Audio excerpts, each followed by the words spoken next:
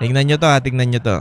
5 tao na ang naitalang nasa bunsod ng pananalasa ng bagyong Krising at habagat sa bansa. Base sa latest report ng National Disaster Risk Reduction and Management Council o NDRRMC, 3 sa mga naitalang namatay ay for validation, habang 2 naman ang kumpirmado na.